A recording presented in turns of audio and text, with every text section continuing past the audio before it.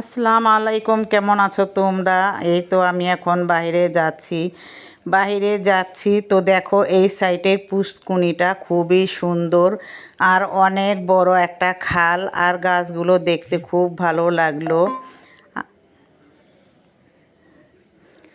তো এই অটোতে উঠেছি, অটো যাচ্ছে আমি আর আয়রামণি। তো আয়রামণি বৈশা বৈশা আমার সাথে দুষ্টামি করতেছে, আমিও দেখতেছি আয়রামণির সাথে। আর এই যে এখানে আমি একটি পাঙ্কাশ মাছ কিনছি, তো পাঙ্কাশ মাছটা এই চাচাকে দিয়ে সুন্দর করে কুটে নিচ্ছি। বাসায় আনলে কোটা পারি না তাই। তো এই চাচা মাছটা খুব সুন্দর করে ঘষে সুন্দর করে পিস পিস করে কেটে দিল। পাঙ্কাশ মাছ বাজার থেকে বেশিরভাগ মনে করো কাইটা আনানি ভালো, কারণ যে কাটা থাকে। আর এই যে মাছে দেখো ডিম হয়েছে। বাসায় আসলাম চলে, তো এই যে কচুর শাক আছে, ধইনা পাতা আছে, আজকে কচুর শাক নিয়েছি। আর এই যেখানে কচু, তারপরে কাঁচকলা, অনেক কিছুই আনা হয়েছে বাজার থেকে। আর আনছিল এই যে গুঁড়া মাছ, এই গুঁড়া মাছগুলো আনছি। আর পাঙ্কাশ মাছগুলো কাইটা নিয়েছি, দুইটা পাঙ্কাশ মাছ কাইটা আলাদা করে নিয়েছি। আর এই যে মলঙ্গি গুঁড়া মাছ না কি বলে, কি মাছ কে জানে, বলতে পারি না, তোমরা কমেন্টে জানাও মাছের নামটা কি।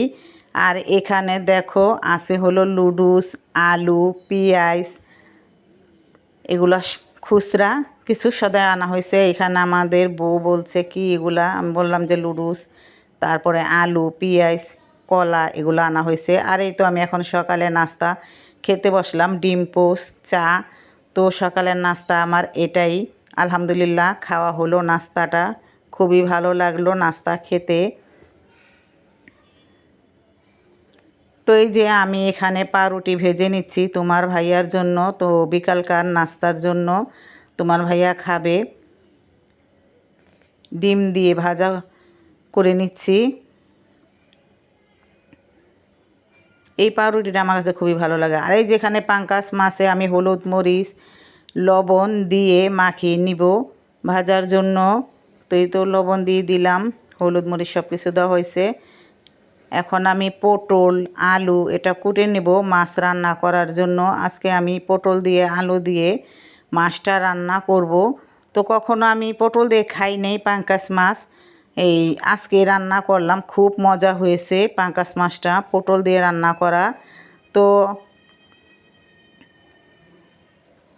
আগের মতন তো আর দিন নাই ইলিশ মাছ দিয়ে পটল দিয়ে খাওয়া যায়, বাজারে অনেক দাম ইলিশ মাছ। তো আনা যায় মাঝে মাঝে, আগের মতো এত সস্তাও নেই আর খাওয়া হয় নাই। তো এই যে এখানে আমি পেঁয়াজগুলো লাল করে নিচ্ছি ভেজে তরকারির জন্য।